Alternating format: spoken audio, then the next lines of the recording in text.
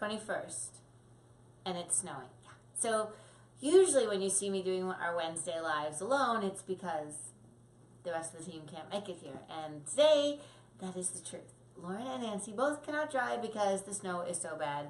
And I, as usual, am wearing a super bright pink color and a little tank top to protest the idea that it is still cold on March 21st, which, by the way, I believe is the first day of spring. So that's really funny. So we're going to hope that next week is much warmer and that the team is all here. But today I wanted to talk about puppy biting because it is a huge topic in our groups, all of our groups, the student group, the main group, and the regular non-student group that we have.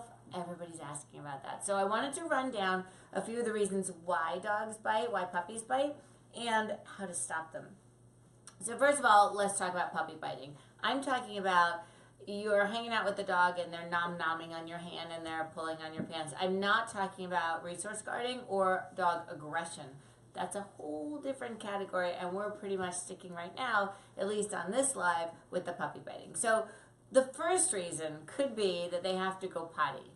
That has happened to many puppy people. The dog comes over and is pulling on their arm or mouthing on their leg or their hand, and they're like, go away, and then the puppy pees. So be aware that your puppy might have that as a way to signal to you that, hey, I've been giving you signs you haven't noticed, and I have to go to stage 2 because I'm about to have an accident on the floor. The next is overtired and grumpy puppies. This comes up all the time in our classes. People are like, oh, my puppy, he gets the zoomies, he gets really bitey, and I say, all right, you're home with them all day. You work at home or you're stay-at-home mom.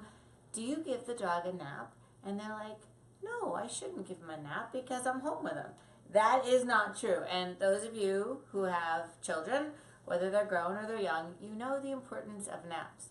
I think it's important for the child as well as the parent because you need that time to just be like, woo, gotta get stuff done. So puppies have an amazing growth rate. They grow from the time that they're born to the time they're 18 months to be a complete adult. Imagine if that was the rate of growth of a human.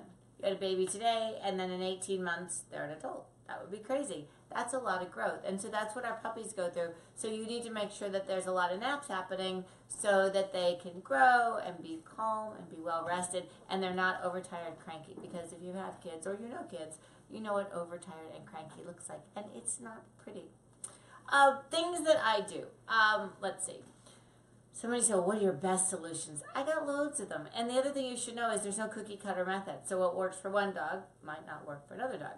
So the first thing I would say beyond the naps is let's have a place where your puppy, even if it's not crating or getting, let's have a place like a little dog bed where you teach them when they get on it, you give them lots of reinforcement, they get some kibble, and they can just relax next to you. That might be better for older puppies. A lot of the young ones are like, hey, I want to do this, I want to do that, so they're super active. But when they get to like 4 or 5 months, that's when I start teaching them to be calm on a place or a bed next to me. And I'm on the computer a lot when I'm home, so I like to have it next to me. I have a little bowl of kibble, maybe it's their lunch, and as I'm typing away, I'm putting it on the bed and rewarding them for being nice and quiet next to me. That will eventually become a formal place command, and that's super useful when somebody comes to the door, you have company over, you break something, you want the dog to go to the place and stay there. So I do start teaching that, and the reason that that helps biting is because you've given the puppy something to do but away from you. Now, when they're on the bed, it's not solitary confinement. It's just not a boring bed. And you can't see it here because the camera is just facing me. But I've got so many chewy toys and antlers and things like that, and I will put it on a dog's bed and give them that something to do while I'm also reinforcing them with food for being calm and quiet next to me. Next, I like to give frozen Kongs a lot because I think Kongs or any of the food puzzle toys really help the dogs get into that chewing thing and be busy with their mouth as well as busy with their brain. The other thing you can do is you can freeze carrots and give them that to chew on. Now you have to be careful because it has to be an appropriate sized carrot, right? You don't want to give a little tiny frozen baby carrot to a big dog because I don't want them to choke on it. But I find that they will chew on those, and it's a great sort of a teether that helps their gums because they're a little bit inflamed if they're getting in new teeth. But also know that puppies don't always chew because of teething and gum issues. Sometimes they're just chewing on you because that's how they explore their world. What I find super fascinating is that Puppies will teach other puppies that they bit too hard, like that. So you're watching a bunch of puppies play, and one gets too bitey on the other one will yelp or bark at them, and the other puppy's like, whoa, sorry, dude. But the reason that people take months and months and months to get their puppies to stop biting is because they're inconsistent. So let's say you're home and you had a bad day, and your puppy's nom-nomming on your thumb. You're like, oh, baby puppy, you're the only one who loves me. Oh, and you pet them. Puppy goes, oh, nomming on the thumb is good today. Tomorrow, you just got your nails done, or you're not in the mood to get nommed on, and your puppy starts mouthing, and you're like, cut it out. The puppy's like, whoa, dude, you know what? Yesterday you petted me for this, and I don't know what you're doing. And sometimes when you get angry with the dog, you change their behavior. So remember, dogs fear anger, they ignore it, or it amps them up and turns them on. And so if you have that kind of a dog and you're like, stop it, the dog's like, wow, it's a fun game. And they start doing wheelies and zoomies, and you're like, I don't understand. I yelled at my dog, and they got more excited. So that is probably what's at work there. I'm not saying, though, that you can't do a correction for biting. So I bet all of you have heard the old wives' tale, and sometimes it works with like 0.1% of the dogs, that when the puppy bites you, you should say, ow, right? Okay. The reality is that most puppies don't care. They either get turned on by that, or they just go, yeah, cool, and they keep biting because now you sound like a squeak toy, which they really love. This is something I go to after I've done all the other things. Frozen Kongs, frozen carrots, lots of naps, things like that. I can make a sound to startle my dog. All right, so maybe that sound is you have your hand and maybe you hit the side of the table, or maybe you have your, you know, the compressed air that you clean your keyboard with, right? Maybe that's behind your back and the dog chomps your hand and you're like, spray, and the dog hears that spray and they're startled by it, and then you're like, oh, good puppy. So if they learn that when they mouth your hand it makes a noise they don't like, then they're less likely to do it. Now, you have to keep into consideration your dog's level of sound sensitivity. So if your dog doesn't care about sound, a tree could fall, the dog's like, yeah, what's that? You know, then you can go to a loud compressed air or banging on the wall. As long as the dog doesn't know you made the sound. See, this is key. I don't want you to make a noise in front of the dog or spray the dog, because then the dog's like, hey, I thought we're on the same team. I want you to be an innocent bystander, like, huh, I didn't know my hand made that noise when you bit it. Isn't that awesome? And then the dog's like, oh my gosh, I didn't like that either. And you're like, it's okay, we'll work together. So that's how I frame it. I go very Mary Poppins, like, oh my goodness, what happened? That was so surprising. And then the dog says, wow, I didn't like the outcome. So that for me is my final piece of biting. I've tried all these other things, and the puppy just seems to really get into the biting. Also know that in your life, you're probably going to have saboteurs. You know who they are. Or you may not, but now you're going to keep an eye out for them. These are people who let your puppy mouth on them and they're okay with it. I do not want that to happen. You've got to make sure that everybody in the house is doing the same protocol. I also do not ever want you to have your dog chewing on you and then hand him something good to chew on. I know what you're thinking. You're thinking, don't chew this, chew that. But what your puppy is thinking is, when I chew this, then I get that. Because then they're going to go, huh, I could use a bully stick. Let me go chew on her hand. Not so good.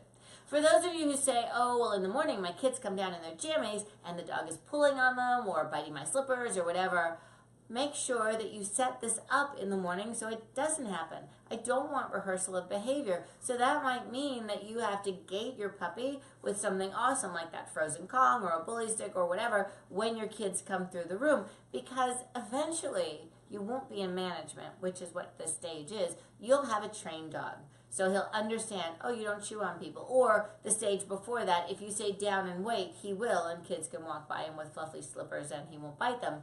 But right now in the puppy baby stage, your job is to prevent rehearsal of behaviors that you don't want to see forever, and to create situations and alternatives for the puppy. So he says, yeah, those slippers would be cool, but I got a frozen Kong with baby food in it, which I think is super awesome. So those are much better things to do versus letting it happen and blow up all the time, because then you're in damage control mode, and damage control mode sucks. You don't want to be there very long.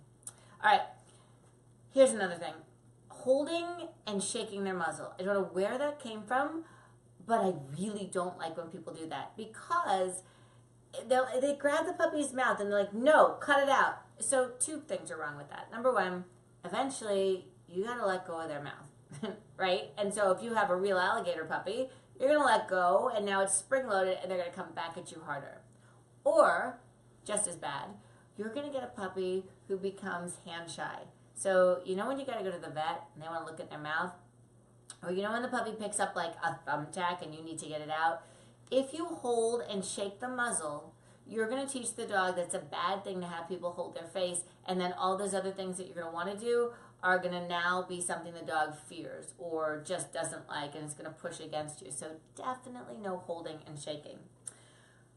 No yelling either. Remember we talked about that? Dogs fear anger, ignore it, or it amps them up and turn around. And I know that when they bite you, you're mad, but try to just be like, oh my goodness, that was so terrible. Let me go get one of the other million things Kathy told me to do and set this up better. Or again, you're going to get your little compressed air spray or make your noise that the dog doesn't know that you made.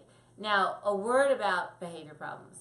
My preference is to set them up and fix them. So if I had a puppy who was really naughty and bitey and mouthy, I would say, okay, I'm doing a training session today. I'm going to be prepared. I'm going to sit down and I'm going to work this out.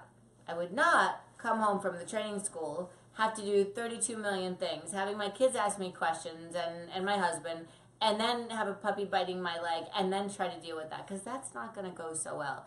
If you are in the middle of chaos, you are far better to just scoop up your puppy, tell him how much you love him, put him in a pen so he's safe and sound, or his crate, give him something awesome and shut the door, and then figure your life out.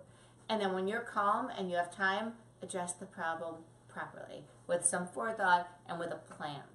I also want you to remember that timeouts are not detrimental to your puppy. So I hear this all the time. Oh my gosh, if my puppy's being annoying and I put them in the crate, they're going to hate the crate. They're not going to hate the crate. I mean, you could make them hate the crate. You could be really aggressive and angry, but you're not going to be. You're going to say to them very nicely, oh my goodness, somebody needs a little nap. Potty them, crate them. They're probably overtired. But I promise you, if you do it properly, all your dog is going to say is, oh, thank goodness somebody put me in a nap. I know in my experience with my puppies and with my kids, they would never voluntarily nap. Now, I have border collies and a field golden, so they're super high drive, but they would never nap unless I put them in a crate. Now, you don't have to necessarily use a crate. You can use an X-Pen. You can gate them just somewhere where they go and decompress, because it's exhausting hanging out with you all day. Trust me. You're moving all about. You're upstairs, you're downstairs, you're walking through the rooms, and do you notice your dogs follow you? And they're always on the move. They're always on the move. They need some rest, and the way they rest is to get some peace and quiet. So a lot of the puppy mouthing can be dealt with that way, and all of the other ideas that I gave you. Now, if you have other questions, put them in comments below. Myself and my team of awesome trainers will help you out. I may or may not have another video coming to you this week. It's a surprise, and it might be on healing. And if you need anything else, of course, we're here for you. Make a note in the group. And we will see you as a group. Hopefully, Nancy and Lauren will be back by my side. And we will see you next Wednesday at our usual 4 p.m. Facebook Live. All right, guys. Have a great week, and I'll see you soon.